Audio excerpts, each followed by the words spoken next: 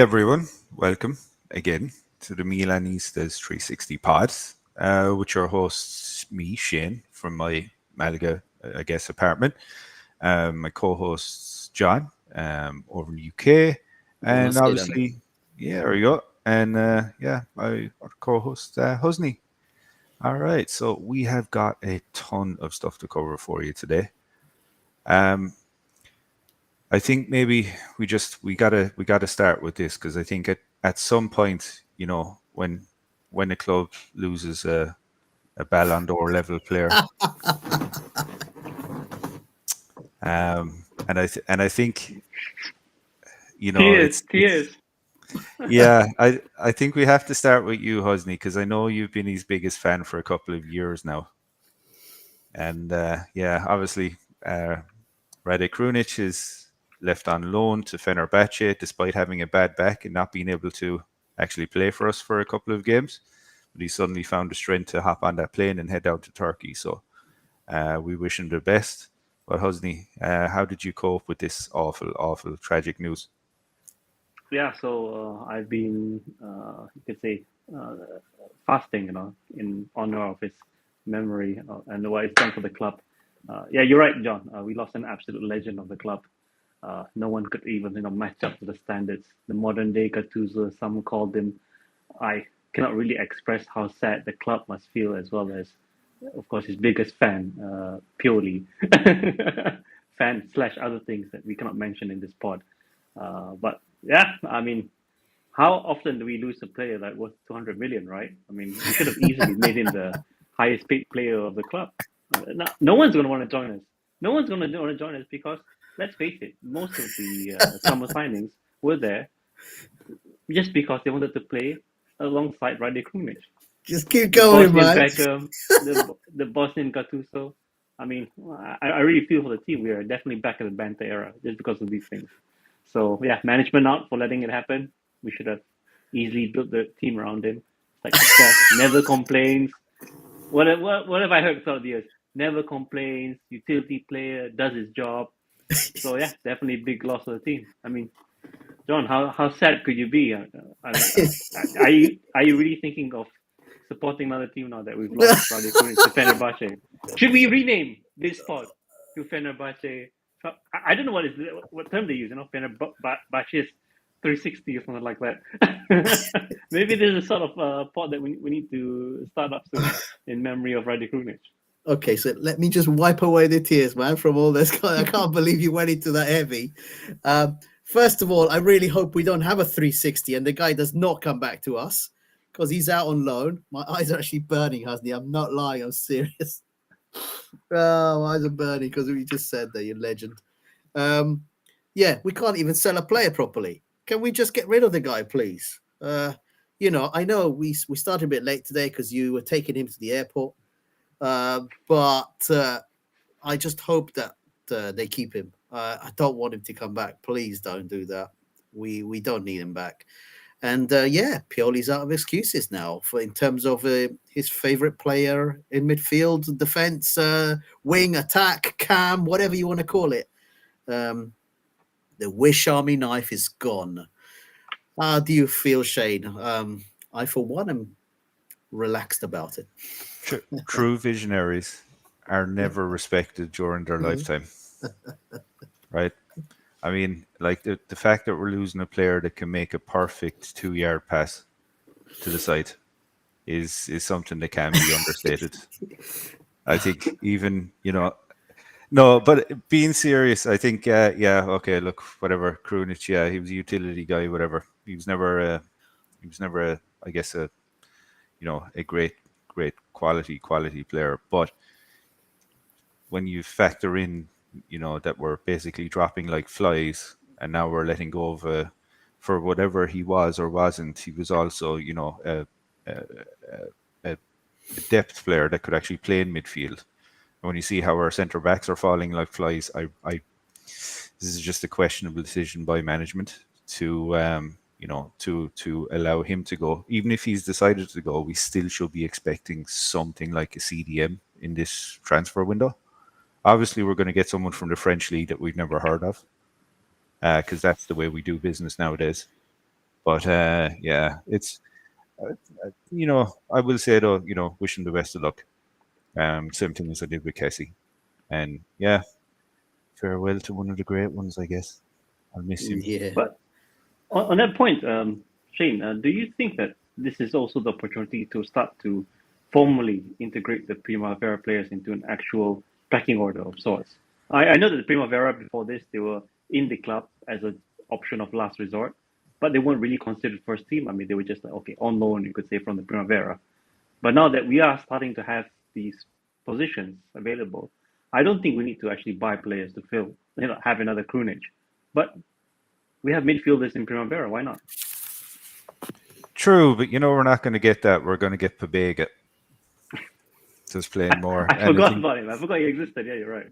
Yeah, so whatever about Krunic, I think I'd prefer Krunic over Pobega any day of the week, to be honest.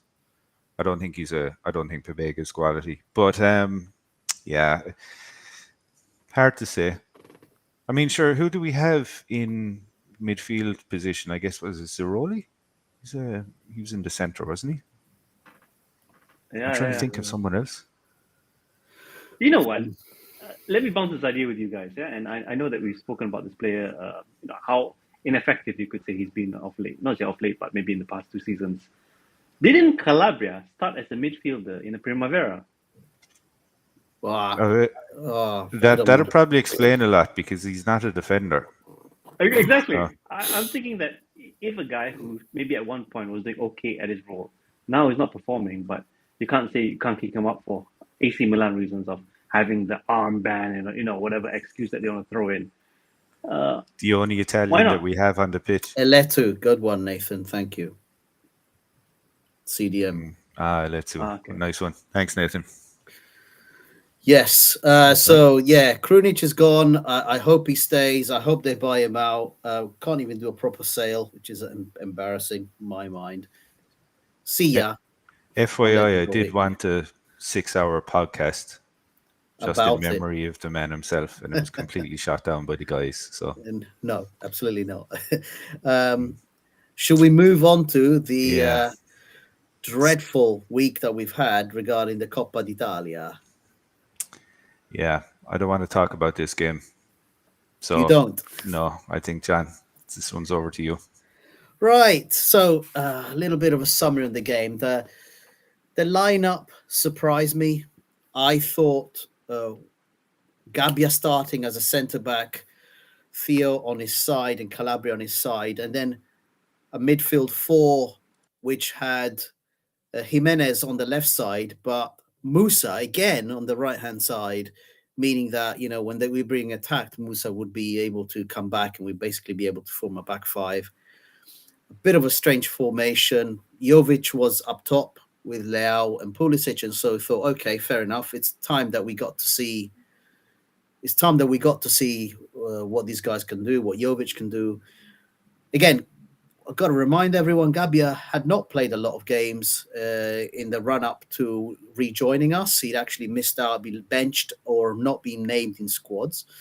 And yet he begins. And of course, he gets contusion because actually caused by one of our own players.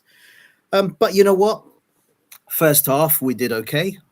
We seemed to keep kind of confuse Gasperini a little bit, and our players did a decent job. On the biggest thing that I remember on the 35th minute was there's a still, and there's actually video of this. It is literally Darun running towards the goal, and Reindeer is behind him, and Gabbia's in front of Magnan, and literally a cross comes in, and Reindeer goes, "I'll just smash Darun forward." And Darun got thrown forward into Gabbia. They hit each other really hard. That was the end of Gabbia, and that was the end, I think, of Darun as well.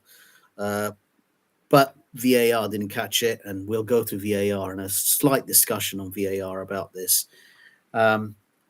Theo, ran forward. He combined well in the 45th minute with Leao. Lovely little finish. And then the team just went, time to go to sleep. I guess it's time to go in for our halftime oranges, and we won't even play football anymore. And 1 to 2 minutes later, CDK passes. I think he went through Jimenez and then passed it on to another Atalanta player who crossed the ball in for Coop Miners to finish off. And Coop Miners was a bit of trouble the whole evening. It was really embarrassing. You don't even have time to sit down and celebrate the goal before they've scored the equalizer. At half time, Shane said, "We know exactly what's coming in the second half." He texted me this, and I said, "All right, I know it too. So I'm going to place a bet on Atalanta to win the game." I win my bet. Thank you very much.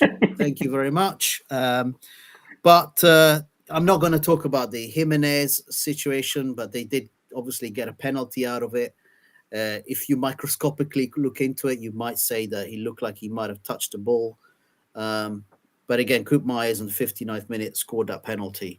And then I'm not going into the other penalty decision later on. So another loss, another cup that we're out of, another disappointing second half performance. Husni, how did you take it? Not positively. I had thought that the chances was actually stacked against us because based on the lineup, I knew that Piolis was experimenting. He did the 3-4-3, Jimenez at right back, and I think Piolis, he really underestimated Atalanta. He thought Atlanta is the same standard as who we played before, Cagliari and sorry, what was the team before that?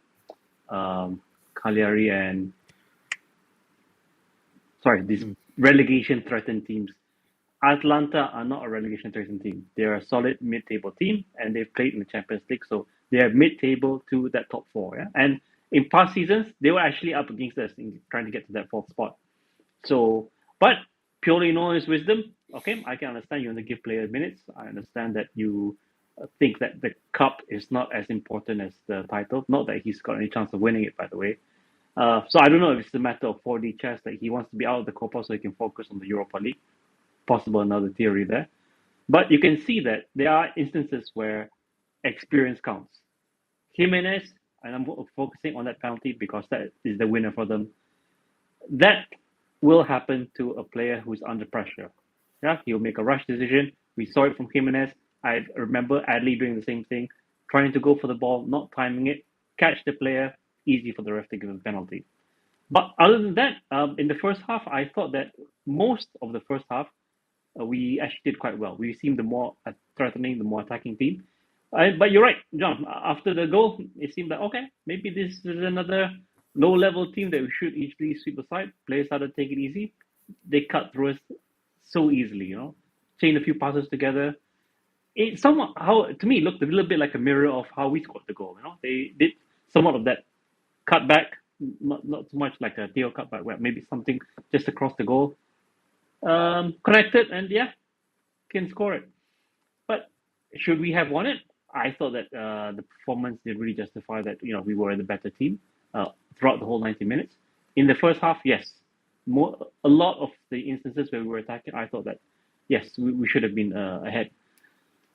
But what can I say? It's a story of Milan. Not interested in the cup, don't want to win it. I don't know the excuses anymore. Yeah, it's something that for a club like ours, we should be regularly featuring either in the finals or can't even say the semi-finals, but fine, the finals or semi-finals. But quarterfinals last season, what I think the first is it the round before that, the round of 16, I think. Yeah, we got knocked out by Torino. Yes, Torino, yeah. Yeah, we continuously getting clowned out of this competition, but for what? Why can't we do well in the competition? Other teams that I'm not saying that they're Scudetto contenders, but they have a good shot at winning it. I can say that even by Atlanta, they can scrape through. They can get to the finals even, through performance like that. But not us. It has to be us that drops out, and then we have to move on to other competition, and we have to worry about this is another zero trophy season. But yeah, I mean, I just can't pin it enough on purely underestimating this team. I know that we have Roma later today, but every competition counts. If you really want to stay on the job, maybe he's not interested anymore now that Krunic has left it. He just wants to get fired as soon as possible. But yeah, as a fan, I'm pissed. Yeah, that's all I can say. Why do we keep giving these chances away? We should be challenging for cups. Sorry, yeah, a bit of a rant there, but yeah, I mean Shane, what can you say on that? Yeah, not much to say. To be honest, I think Nathan, I understand what you mean. Like there is, so Nathan had a valid point there that was in the chat. So if you look at the Inter handball from yesterday and you compare it to Atalanta, it's the same situation, but one arm is naturally positioned, the other's not, right? Yeah, I understand that, but I think we're giving ourselves too much credit here with talking about, one penalty was called, the other one wasn't, and then we were kind of screwed over. We screwed ourselves over. So when I'm talking about us screwing ourselves over, and Nathan, I completely agree. So this is why I got a couple of slides prepped on this, right? Because I believe 100% that we are not. So this wasn't Atalanta winning the game. This was us losing the game. And it's because of the way that we're actually approaching the game, right? So, John, can I ask you to bring up Yes, sir. slides? Thank you so much. Cool.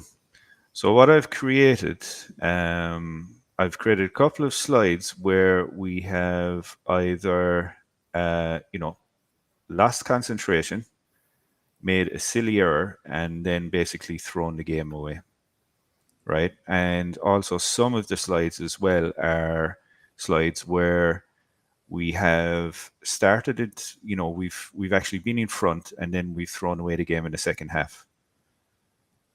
Due to very often just lapses in concentration due to mental fatigue because we don't have the legs to be able to man and boss a game for the full 90 minutes. So the slide right now is the Juve game from October 22nd. So okay, Chow did get carded. Got a red card sent off in the 40th, but Locatelli then scored a goal. So that was 63 minutes. But before Chow got carded, right, we were going gung ho, right, and then we just got out of gas, and then Chow was carded. Juventus came out second half, did what Juventus do because they're very clinical and they're not wasteful with the ball like we are. They went up and they scored, and that was us done. So let's go on to the next one, John. So Napoli, right, 2-1. Sorry, Shane. On that game, it was a Kunish deflection, if I remember. Just want to throw that in. We don't need to talk about ex-legends right now. Okay. But yeah, I think so. You're right. So the Napoli game, that was, like a week after the Juve game. So we were 2-0 up at halftime.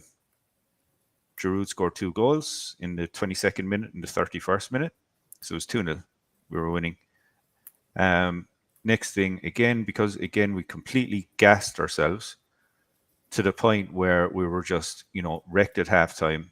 We can't defend these leads. So lo and behold, Napoli come out, score in the 50th minute, Politano, and the 63rd minute with Raspadori. And they draw the game. So that's another 3 points lost because, again, we're gassed and we don't know how to manage a game. So next slide there, John. So this is a bit less this is not so how to explain this? This is one of those situations where we had equalized at halftime. So this is the Dortmund game from the 28th of November. So we had equalized at halftime, but the amount of effort that it actually took us to equalize meant we were so gassed in the second half that we just let a flood of goals go in. Right? So Dortmund scored first in this with a penalty, Marco Reus, in the 10th minute. Chukwueze scored that goal where he cut inside. That was in the 37th minute. So we had some hold on the game during that half. The second half, because we were gassed, Dortmund do what Dortmund do, and for some reason they can press for huge periods of the game, and we can't. And Dortmund scored 2 goals in relatively quick succession, 59th, 69th minute, so 10 minutes between each goal. 3-1, we're done. And that was our Champions League pretty much done at that point. So next slide there, John. Again, Lecce, same situation again. Giroud scores. This is from the November the 11th game. Giroud scores in the 28th minute. Reinders in the 35th minute.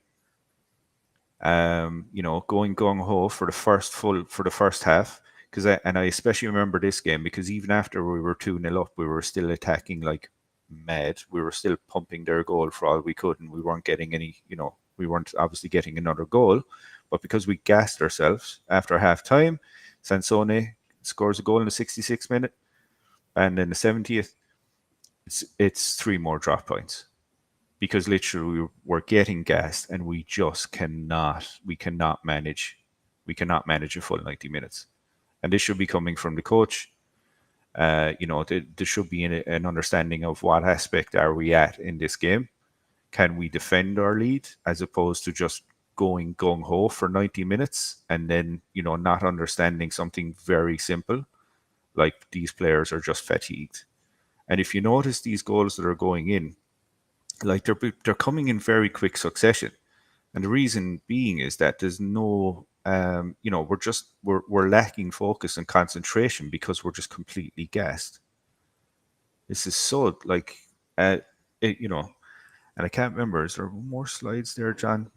I think I added a few. Yeah, so Udinese, this was a little less marked. However, this was less obvious. However, I did add this here because it was the same situation with Udinese where we were pumping their goal as much as we could. This is November 4th game, pumping their goal as much as we could. We didn't get, anywhere near we needed to get. So obviously we didn't score. And then, Roberto Pereira gets a penalty. Again, another dumb mistake. And then we lose the game. Badly, I think, yeah. Yeah. So, and then, so this is the bane of our existence at the moment. This is the last Atalanta game in the Serie A. So December 9th, this was 3-2. So Lookman opened the scoring the 38th minute. Giroud equalised on the 45th minute. Lookman came up again in the 55th minute. Luka Jovic equalised again in the 80th. And then, lo and behold, we lost focus again right at the end of the game. Again, this was technically only a point, I guess, because we did equalise twice, but we just lacked that concentration right at the end of the game. And then Atalanta get away with the 3 points. Yeah. And then, obviously, same situation again. We did recap the game. We went ahead. As soon as we went ahead, again, we lacked concentration. We were battering that Atalanta goal mouth for 45 minutes. 45 minutes, we were absolutely battering them. We go in at halftime. Fair enough. Coop Miners did get the goal immediately afterwards because, again, we switched off. And then, like the second half, we were just nowhere to be seen. And we deservedly lost. And this is just fatigue. It's not understanding that, the players need to actually be comfortable in possession and be defensively resilient. We have a coach who doesn't understand that. And he's just letting them do what, they want to do. And they're running themselves into the ground. This is becoming more and more and more evident that this is what's happening, that we're just losing focus in the second half of a game. And you can see from the stats from those games that I've shown you, you can tell that other managers are starting to realize this as well. So if the other managers are starting to realize this and they're understanding that, well, all we need to do is we just need to batten down the hatches as much as we can for the first half, wait till this team are tired, wait till they're on the ropes, and then just, go for them. Because they don't have a defense that can cope. So, yeah. Can I also say that I don't think as a fan, or as fans, we should be hiding behind VAR or hiding behind VAR decisions. This week, it's been all over the news. And I can tell you, before the Atalanta game, the Italian media was swooning over Pioli and how he had turned everything around and how we were so much better. And we said in the last podcast, we all said this, we're not over our problems yet, because we saw that our game was dropping against Empoli. We saw that our physical ability was dropping in second half of games, despite the fact that we were winning them because the opponents are so weak. But the Italian media were like, "Oh, we're over the problem." And I just thought, Atalanta and Roma are the first real tests of, has he really got over this issue? And sure enough, he fails at the first hurdle. But I don't want anybody to hide behind VAR. Furlani came out after the Atalanta game defeat and talked about VAR. And we're going to go on to Pioli corner. There was a lot of talk about VAR to try and give him that excuse. But don't hide behind it, guys. We lost because we gave up the game once again. And I don't want like over analysis. Nathan, you're right. You know, you can sit there and look in slow motion at the movements and so on. But in my mind, I think one of the most insightful comments about VAR came from Gasperini post-match. I'll read that out in a minute.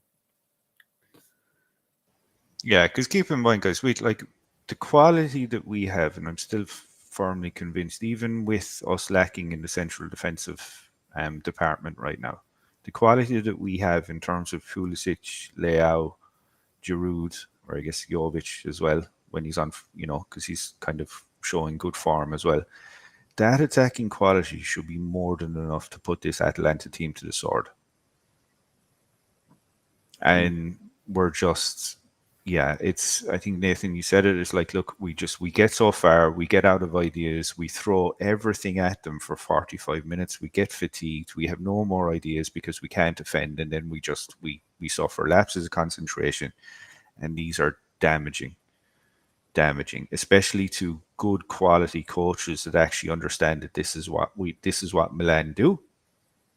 And it's just a repetitive problem now. And it's going to get worse as the season goes on. Because keep in mind, we're only halfway through the season now. We can see that, you know, look at the dates of my slides, right? This kind of started happening mid-October, and it's gotten more and more and more.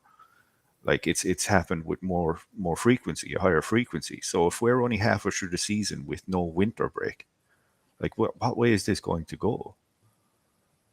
I mean, it's... If you're Allegri, or dare I say it, if you're Mourinho, because Roma are going to do this too, I guarantee you, Mourinho isn't going to care if Roma are a goal down at half time tonight. He's just going to wait for the second half. And he's going to do what Mourinho does, which is basically launch Roma at us for the last 10 minutes. And we will give up a goal or two. We all know Mourinho's modus operandi. He will do that. That's it. Anyway, speaking of coaches, right, I guess, John, over to Pioli you, man. corner of the week. All right. So this week we got quite a few good ones. But again, I think in my mind, the best comment came from Gasperini post-match. But let's take you through some of the comments, okay? So Pioli was asked, how do you take this defeat in the post-Atalanta game? His answer, delusion. We wanted another result. We wanted to move on. We have to respond with more clarity, more determination, more anger to look for a reaction in Serie A and in the Europa League. A reporter asked him, can I ask you for a comment on Musa? I don't think he did very well on the right-hand side, and he seems to struggle in that role. Pioli says, he can play on the wing. He can play on the outside of the midfield. He has just come back from an injury. From the perspective of quantity of work, he has done a lot. But from the perspective of quality of the work, he can do better. Here we go with VAR. Ready? What is your opinion on the decision of VAR on Jimenez and Miranchuk's arm for the missed penalty for us? Pioli said, from pitch side, the Jimenez situation was never a penalty. He never touched a player who threw himself. I have had a hard time understanding the decision to give the penalty.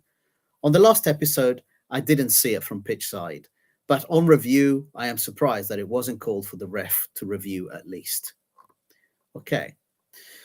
Another reporter said, the first half was almost perfect. You started with a plan that seemed to be working, but when they scored, order became disorder and everything collapsed.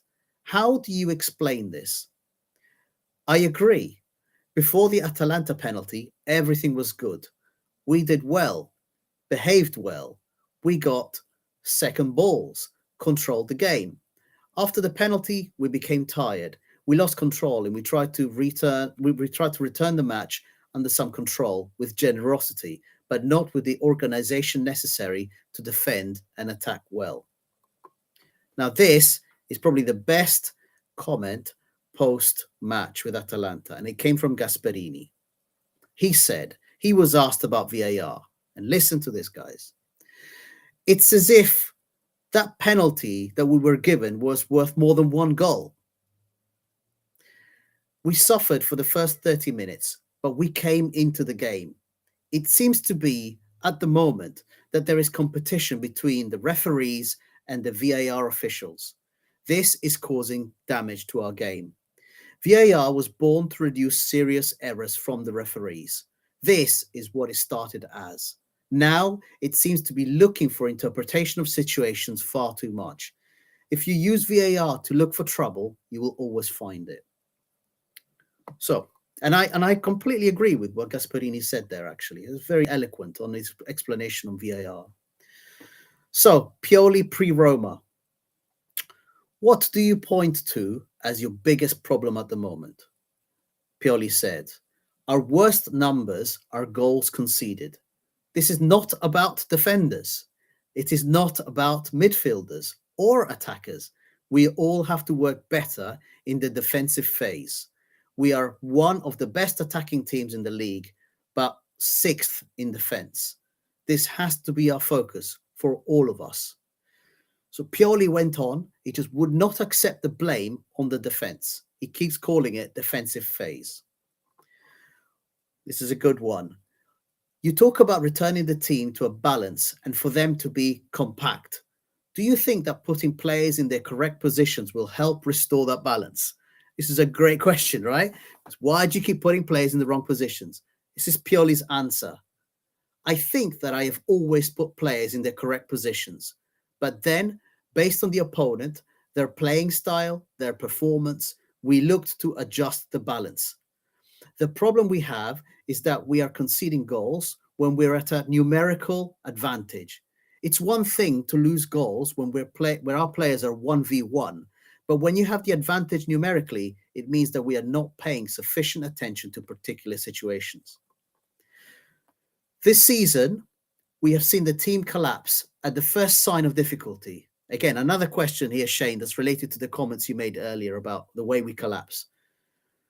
So the reporter says, this season we've seen the team collapse at the first sign of difficulty. Is this something that players can be taught not to do? And Pioli says, I honestly have never seen the team collapse.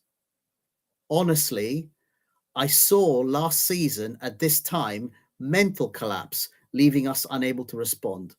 This season, no. Clearly, there are situations where we have to improve. Obviously, if we think only of the last game, it's unacceptable that a team like ours conceded a goal from the kickoff after we scored. This is what we're discussing. We all need to pay more attention. I'm going to finish off on this question from Pellegatti. I am going to ask you a difficult question. How is the team physically? Against so many opponents, we see the players appearing completely exhausted in the second half of games. We actually see them going up and down throughout the 90 minutes. So how are they within the 90 minutes of a game, in your opinion?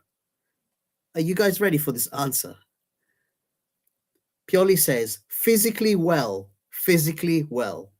We have data that the players are in good shape in terms of volume of work and acceleration. They are fine. This is not a problem to explain what is happening. And then he said, by the way, that wasn't a hard question that you've just asked me. I think people put too much emphasis on the physical aspect of playing a game. For me, it's more about how to keep concentrating and keeping tactically aware throughout. So this kind of goes to the VAR, goes to the, the tiredness that the players are feeling, and we are clearly seeing. Pioli denies all of it, and he says it's all down to tactics. Too much focus is being put on their physical appearance. What do you guys think of those comments, guys? I loved the part where he said he's never played a player in an unnatural position. and we're starting games with Hernandez as centre back. I love that. I love that the journalists are asking him the same questions we want to know. I love those, but the answers coming back. The way I joke about it to you guys, Piolis an Egyptian fish living in the Nile. He's living in the Nile, baby. Yeah. No, wow, I got so excited. My headset fell off. Forza Milan, Don. Thanks for joining, buddy. No, so one thing that kind of stuck out to me there, though, right, in terms of his post match comments, or sorry, let's say his press conference comments. Mhm. So he said, okay, so last season we experienced a mental collapse, right? So if we experienced a mental collapse last season, getting into the Champions League semi-final, and we haven't experienced it this season, and we're in the Europa, and we are basically out of touch with Inter, right? What is this?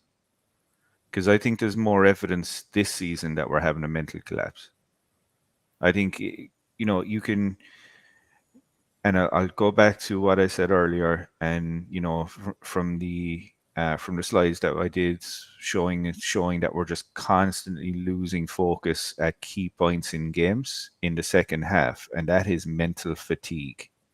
That is collapse. So, like, I don't know where he's going with this. As much as I hate Gasparini, and it goes back to that, dancing on the sidelines business that happened a couple of seasons ago. I dislike the guy, but he's handled those answers very, very well. And the joke of a coach that we have just has completely just not answered anything and not been truthful or correct. So screw him at this point. Over to you, Husni. Yeah, well, of course, I do believe that Gasparini overall. So Piolis has had his moments where he's been the superior coach, but overall, I would actually rate Gasparini higher than Pioli because of what he's done. I mean, let's face it, Atlanta is a team that churns out talents just for the sake of selling them because that's the objective of the club. I mean, they're not looking to win the Scudetto. They're not really geared up to winning titles. It's just the story of Atlanta. Forest is different. So you can see how they handle Is it? their games. Yeah. So if you see how they handle their games, is that they'll keep up the pressure because for them this is how I see Atlanta, and I think this goes a lot to say about how badly they want it. Atlanta is a ticket out for a lot of these players. So we look at Hoyland, we look at other players that have left Atlanta from the system. They're continuously being watched so they can get pushed. Our players are in a state whereby they score, they get a highlight reel. I don't think they have any ambition or they have any interest of doing much better in the second half or trying to hold down the fort. I know they can, but they just don't want it more. So this really comes down to Pioli knowing that, and he must know this.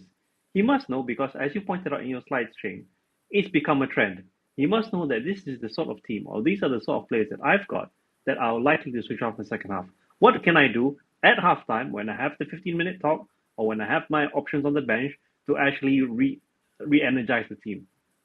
Because we know that he's going to wait until the 70th, 80th minute to do a sub. I mean, this is just Pioli's way of doing things. But he has his tools, I have an and he doesn't answer use for it. that. I have an answer for that, and it's going to be an unpopular one. Because Sure. remember, we Yeah. live in the day and age now where positive balance sheets are more important than how well we do in the pitch. So we won't be able to do this, but like we need more experienced players. We need Yeah, or quality, players that more can handle experienced pressure. players. But Yeah. it's not just that, Shane. I think our Primavera, if I remember the game because I was there, yeah, I know this is a long time ago now. 12 months ago, when we played against Liverpool in that friendly in the winter, we got smashed. But when the Primavera or when the young kids came on, you could see that they wanted it more. Yeah, they were trying to make the runs. They were trying to get these chances. They're trying to convert them. But if we have all these experienced players, and what you mentioned a good thing, John. Gabia has not played in a while. So what the situation that you mentioned where there was that collision because they triggered by reindeers, these guys it must be like what 3 or 4 times they've met maybe, and then now they're playing together in a match that's very competitive. Mistakes are bound to happen. So I don't know what this also comes back to the point about Pioli. What is he doing to? I know Gabriel has been with us for many, many years, ever since the Primavera days, but he also needs to be reintegrated with players that he's never played with before. It's an easily avoidable mistake. Gabia is, I don't, I'm not overrating him, but I think he's good enough. He was a big part of that unbeaten streak that we played with Romagnoli, so he should be able to do the job against Atlanta. And I know a lot of people have been saying is that his performance was actually, you could say, the better defender that we had actually on the pitch.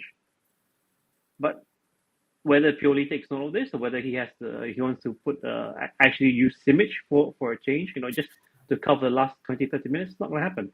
He was asked about this, Husni. It's one of the answers I didn't read out, but a reporter said to him, "Why did you put Kjaer when Gabia came off injured and not Simic?" And Pioli said, "I don't want you to think for 1 minute that Simic has gone under my radar, has disappeared off my radar. He is a very talented individual. But I assessed that the right defender, natural centre back that we needed was Kjaer." That was his answer. That's why I didn't read it. Quite boring. To be fair, though, when you're after undergoing like a messy breakup, like him and Krunic have, you never make logical decisions. He's grieving, man. The man is grieving. Absolutely possible. Absolutely possible. He's been affected by that. Yeah. That's it. Right. Speaking of grieving for stuff that's not going to happen. Oi. That was the worst segue ever, but I'm kind of proud of it. All right. So John has some really good, I won't call it insider information, but from a source that is very, very close to, I guess, how would you say it, John? Building, I guess, building structures and, even stadiums in Italy. So there's some key information he has for us about the stadium and why it's not going to be built anytime soon, and it's probably going to be built far outside the timeframes that Redbird have stated. So, hold on, John. Okay, you're now good. live.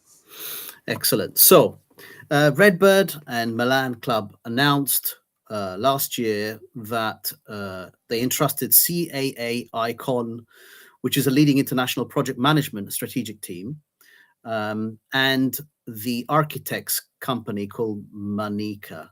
Now, one thing I'll say is that I am not an architect. So what I did in this case is I have a family member who is an architect in Italy. So they have a really informed opinion on this. But also, they are also working on a project with a major football club. So, CAA Icon, let's just look into them. So they're really world-renowned. So Redbird have not lied to us in that. These are people who are well experienced. So they basically represent the owners, and they do strategic management of projects, and they've done several stadia. So yes, absolutely, these guys know what they're doing. Then what I did is look at this company called Manica. And these are some of the projects that Manica have done. So the refurb of the Camp Nou is one of them. This is what I'm showing at the moment. So if you're listening on the podcast, I suggest when you've got time, go and have a look at some of these images. They're really quite impressive. They've done Allegiant Stadium, which is the new home of the Las Vegas Raiders. And I've got an image, which I'm about to show you, of the stadium from the outside, which in my mind is absolutely stunning. I'm just imagining this instead of the white lines, red neon lights. That'd be incredible. They did Wembley Stadium, which is, an enormous stadium here, which England plays most of its games in. And Inter Miami Freedom Park Stadium, they designed that as well. And then we have our current situation. So there's no question that Manica do know what they're doing. They have designed stadia in different parts of the world for different sports. Some of them, having looked at the costs, those project costs are around $1 billion, just so you know. So when we look at our San Siro, this is a particular question of, what status is our stadium in? Now, up until probably last year, it was thought that the stadium was going to be demolished, guys. And on that land, we were going to be able to build a new stadium project, potentially shared with Inter Milan. What happened, however, is that this entity in Italy that is all encompassing, all empowering, completely controls architecture projects, called the Heritage Superintendent, they came in and they saw the San Siro and said, we're going to give it the status of interesse culturale semplice, which means simple cultural interest. But it means that the stadium can no longer be knocked down. Now, an article published in Italy said this was a really stupid decision to have done this, because it does two problems. One, what happens when Inter and Milan move out? Someone has to come along and pay for the San Siro to be maintained. And the addition or the suggestion is that these costs might be passed on to the local citizens, which is unbelievable, guys. So that means the stadium owners, which, by the way, obviously are not Inter and they're not Milan, but the local municipality, the local council own the stadium, they're going to have to find event organizers to want to use the stadium. And I was going to, put up pictures that I'm sure all of you have seen when you visited the San Siro, of the toilets and some of the absolutely unbelievable state that some of the facilities are. But to give you an idea, and I looked this up, we are renting the stadium as our Inter. So from the 2015 to 2016 season to the 2022-2023 season, Milan and Inter have paid 65 million euros in stadium rent. So when you look at the state of the stadium and you look at the amount that we're forking out in rent, it makes absolute sense that we cannot stay here. We need our own stadium. We need to do basically what Juventus have done and keep all the revenues themselves. And so, on a comment from Shane and a suggestion of Shane, let's have a look at what Juventus did. I looked this up. So Juventus built their new Alliance Stadium on top of what was their Delle Alpi Stadium. So their facilities are much smaller. They're a 41,000 seater stadium. But if you look, because everything was there, the infrastructure was there, the actual cost of the stadium was only 155 million euros. And crucially, the architects were Italian architects that have built in the country before. So where are we with our stadium project?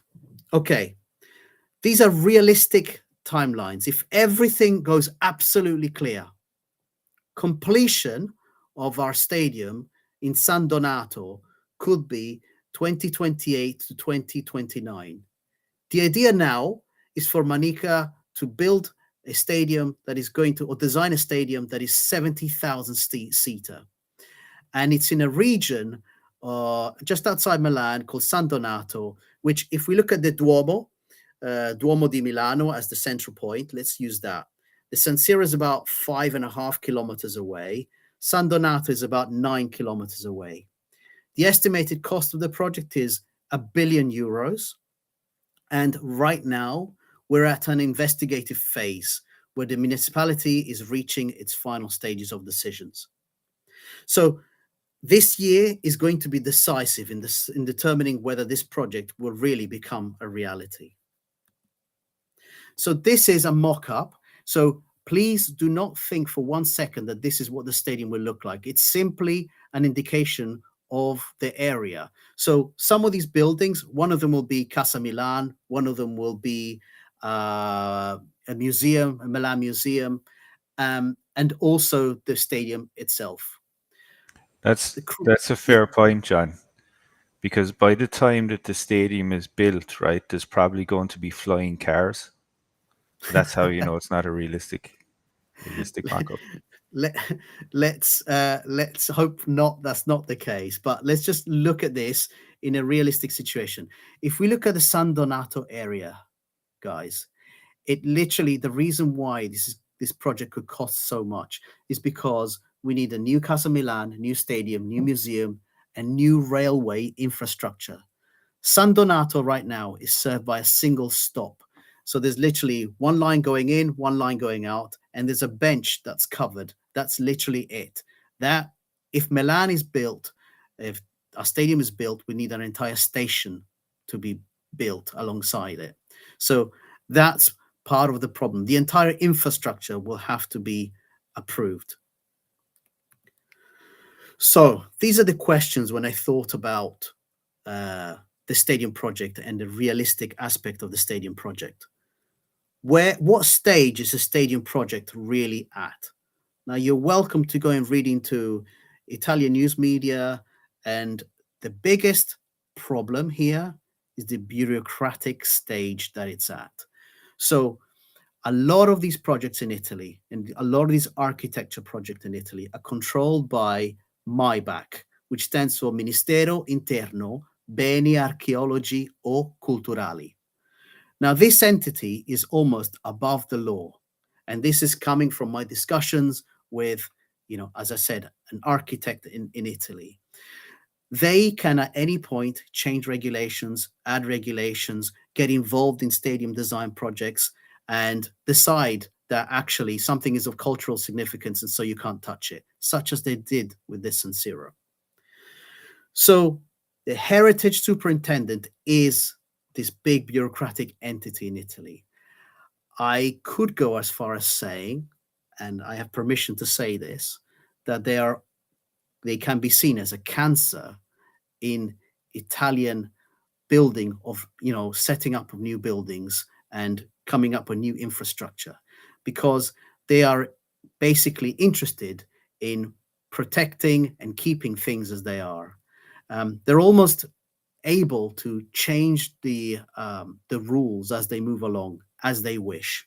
So they're a very strong and powerful entity, and this is what Milan and its project designers and project builders are going to have to get over.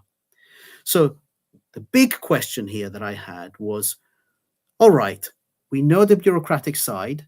Now, realistically, guys, and I want to make this clear, the bureaucratic side, realistically speaking, will take another 15 to 18 months for it to get over the line. That is, for all of the stages to be given the go-ahead to actually start to build and break ground. So the absolute earliest we could break ground is 2025, middle to late 2025. But my question was, okay, I know that, now I've understood this.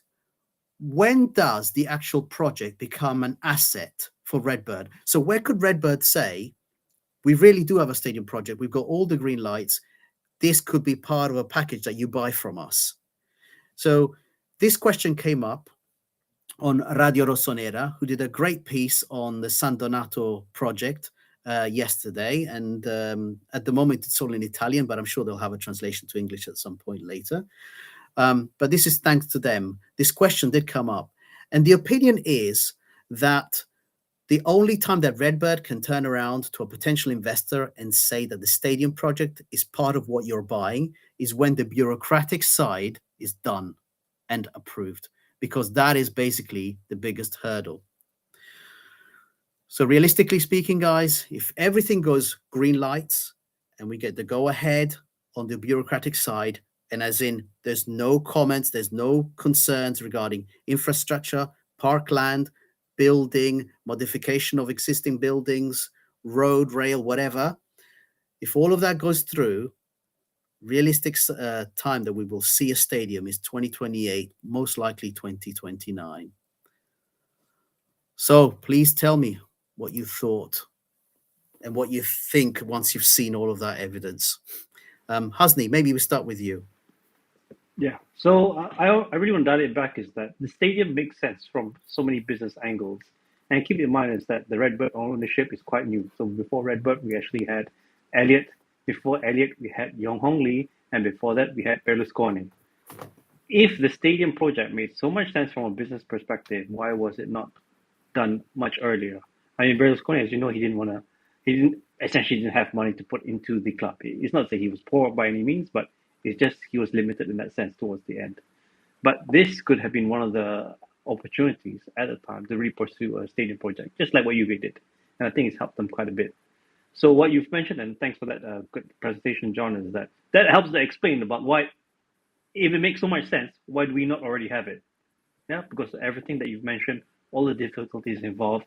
So I guess my angle on this with the Redbird ownership is that I think as what the others have experienced, but they didn't take heed of it too much. They underestimated the bureaucracy involved. They knew that there was some, but they probably didn't know there would be this much. And compounded by further is that I think the Euros will be played in Italy in the next couple of years. So that will be another one of the stumbling block that will be present uh, in terms of how quickly we can get the stadium up and running. From what I read is that the matches they do want to play at the San Siro, some of them. So that level of complexity or difficulty will further complicate things, I think.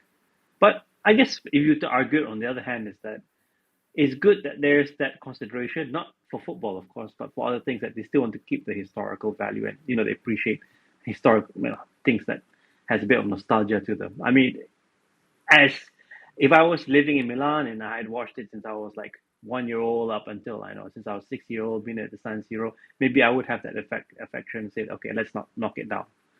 But yeah, we're thinking about the future, and I think with this ownership, I don't think that they will agree to such things, and they will really want to be clean off the bat and build something on their own. So yeah, I mean, Shane, what are your thoughts in terms of our stadium project? Yeah. So there's two main concerns I have with that was explained very well as well. Thanks, John. So the two main concerns I have with it is one. So we have an owner who didn't know how many Champions Leagues we had won. So I'm assuming there was a lack of due diligence there when he bought us. There's also a potential concern of mine that not only was there a lack of due diligence done on his part about the club, there was probably potential misunderstanding about just how much, bureaucratic, I guess, red tape exists in Italy, right?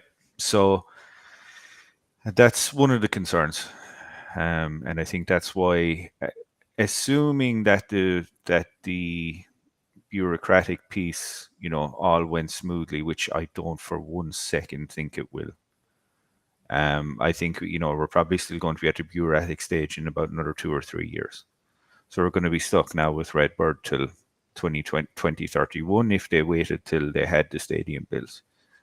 Assuming that they won't, though, I think the best case scenario is that, like you said, John, they kind of they present Milan as being a club that has secured, secured the relative permissions to be able to start building. That would make sense to me. I hope that's the best case scenario. Yeah, I think Um, I think Redbird have shown, right, that they have put in place people who are project managers who know what they're doing. They've got architects that have done it before. They've got some really beautiful projects that they've done before. Very exciting. By the way, I can't wait to see the actual final mock-ups of what the stadium might look like. I'm excited to see that. But I think in the bigger scheme of things is this realization, and I had none of this. I had to, have several texts to that family member asking about what this means and what this means in terms of bureaucracy, and the all the messaging coming back was these guys are more powerful than anybody that you can think of. These guys don't particularly like wealthy owners, and they don't particularly like non-Italian owners either. So I said, what if you've got Juventus that was done that quickly. You've got the Agnelli family, maybe the most powerful family in Italy, and they got things done right for a relatively cheap cost. they're What Italian. about, because they're Italian, right? And the architect firm was an Italian firm. I think, yes, Redbird are seriously investigating San Donato to get it approved so that then it can become part of the portfolio when Milan is sold. But until that point, there's always the opportunity for one of these heritage superintendents or one of these committees to turn around and say, I'm not happy with this, let's go back. Now, there are several phases to the bureaucratic stage. I could break it down, but I thought it was way too complex to do that. Let's just say that we should have one of the committees, we should have one of their decisions this month. That's what it's predicted. But then there are several other decisions necessary that will take us into 2025. So at that point, I can see Redbird saying, okay, we have a true stadium project. We've got all of the go-aheads. You can buy the club from us. Up until then, I don't know what the strategy is. But I thought it was important to kind of say that because we keep hearing all this stuff about this news about this wonderful stadium. The site is very ambitious. You will need a train station. You'll need the infrastructure. You'll need all new buildings for everything that you've done.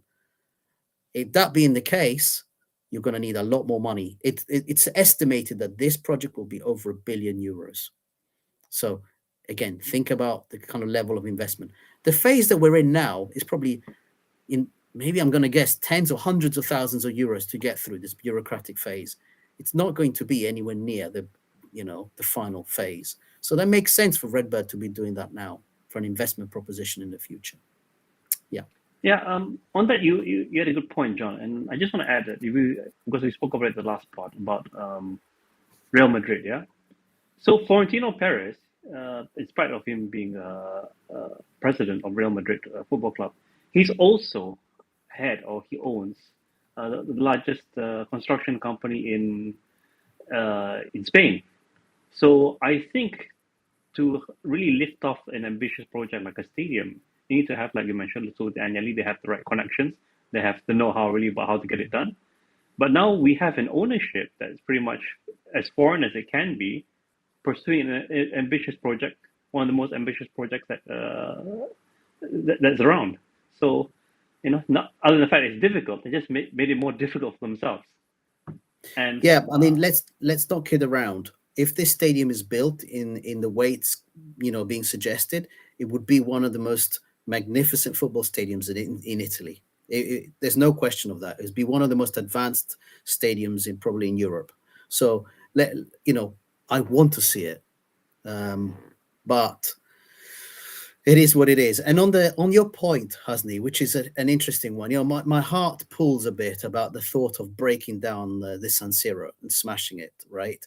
But equally, saying that it's a building of cultural significance, once Inter Milan are not giving you the 65 million that they have given in those years that I pointed out, where does that money come from? And one of the suggestions is that it could be passed, those bills could be passed on to the local citizens. That's not acceptable, dude. That's not acceptable. So are there going to be sufficient entities that want to use the San Siro and rent it out for other events over the years to keep it going and keep the building from crumbling, as they say? And that's a big question. But it's an incredible thing where this heritage superintendent can suddenly just turn around and say, last year, just turn around and say, we think the second ring is historically important, and therefore you're not going to touch it.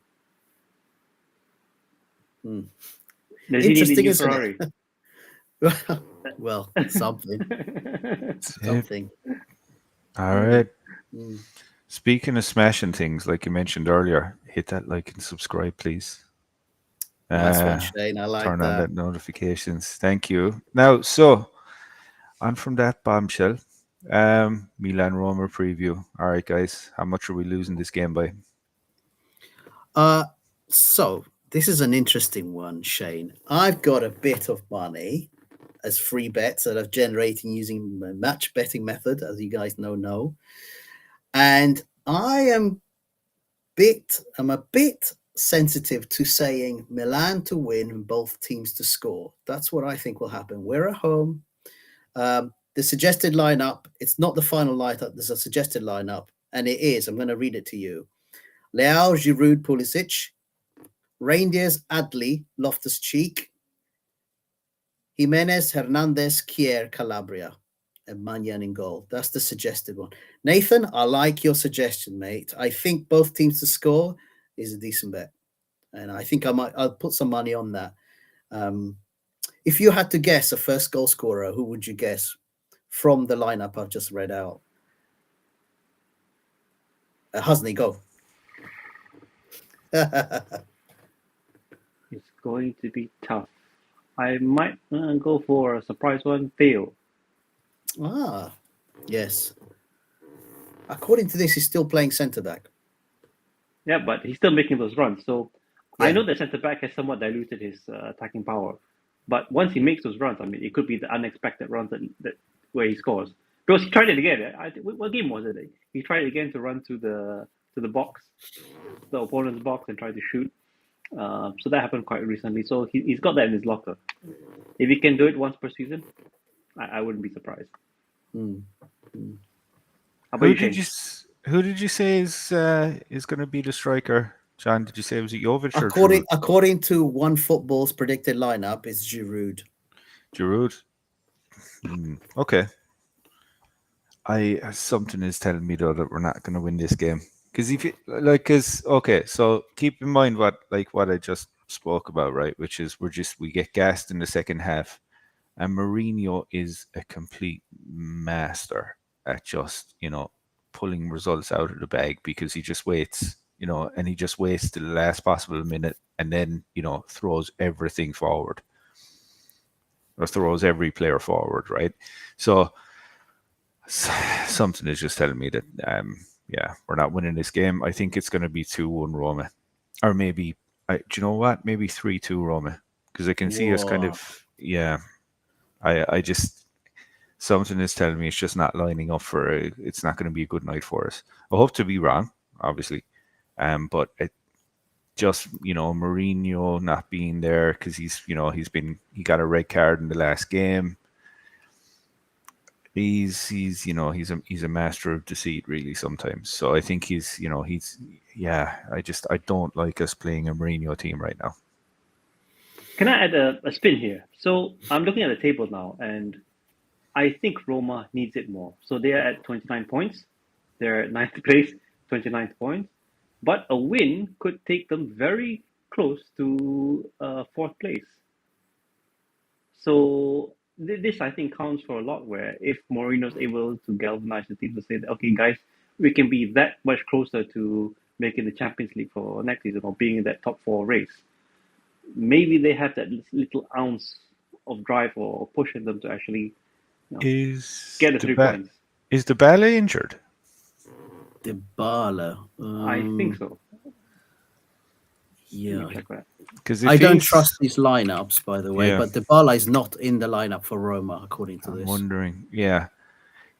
I hope it's not going to be like a Lukaku masterclass now, and he's just going to be like, that'd make it worse in a way. Yeah, Dybala's injured. I just checked. Yeah, Dybala's injured. Okay, so that makes it a bit easier. But yeah, I just don't want to see Lukaku banging 3 goals past us or banging like 2 goals past us. And next thing we're just like, I can see it. Anyway, that was actually quite depressing. My God. I don't know. Yes, you're right, Husni. I think Roma needs a more. 10-point gap to us is incredible at this time, at this phase of the season. I don't think Roma fans would have expected that. But I don't know, man. Piolis needs a reaction. But it's not like he's going to go anywhere, no matter what he does, in my opinion. He's not going anywhere until June. And I should say the other thing in the Italian media this week is that they're saying that Cardinale is now talking about Pioli always in the past tense. It seems to be it's been decided he's gone. He's gone the opinion of the media, exactly that, Shane, is that no matter what he does, even if he wins the Europa League, he's gone. That's interesting because isn't Krunich's loan 6 months initially? I don't know. Is that the case? Is it? Player manager. It's loan with obligation. I mean, the last I heard is that I don't know if Fenerbahce are at risk of being relegated, but if they do stay up top, then they'll buy him outright. I mean, we shouldn't have to be in this situation with this transfer, right? Because if the news reports were to be believed, they had made a big offer for him in the summer, but Pioli said no. I mean, can you see the gamble that Pioli is taking with our players? Is like, you risk that amount of money for someone who let's face it, is not really the star player that we're building the team around. But yeah, coach decides he needs to take responsibility. Definitely, the person who said no to Courage leaving summer needs to take responsibility. The things you do for love, Husney, Yeah, Uh, definitely blinds him or balls that's, him. that's it. Yes. So the official line is that AC Milan have loaned versatile midfielder to Fenerbahce with obligation to buy. That was That's the it. official line. Another great player leaving the club. This is how the banter era started last time, remember? I don't want to World class consider it. players going, getting replaced with no ones. Yeah. Yeah. Right. All right. Speaking of world class players, here isn't one. But Husney, player in focus, Simon Kjaer. This week's play in focus. Okay. All right, guys. Yeah, as promised in the previous pod, is that we would actually do a player each week, really to focus in terms of what we think about this player. So the player that I've selected, and yeah, it's not really in the sequence that I said last week. Apologies to everyone, but there is a player that I think we should really put in the spotlight, and this is Simon Kjaer. So he's played quite a bit this season. I mean, you consider 10 appearances, but yeah, from various positions, either coming off the bench or starting. He's We've seen him 10 times, but he's been in the club for a while now. So joined 2019, he's expressed his desire to actually retire at the club. So I think that's something that we're going to take note of. But in terms of how he's seen, everyone knows him also from, I think it was the Euros, right, of what he did to, what's his name, Ericsson, in terms of getting respect, and that's because he's captain of the Danish football team. But his contract is due to expire the next few months. So also there's that discussion about whether we renew him. I just want to get your guys' thoughts in terms of Kia. We remember him for his contributions. I think this is something that no one can really forget. One of the things that for me personally is that I do remember his equalizer against Manchester United in the Europa League all those years ago, where he scored from that header, which helped to equalize the game away when we played at Old Trafford. I think that was during the COVID years.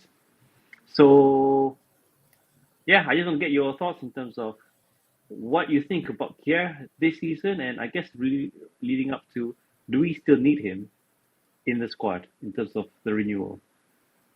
Yeah, I mean, John, you take this. Get your opinion first. I'd say he's in the latter months of his career.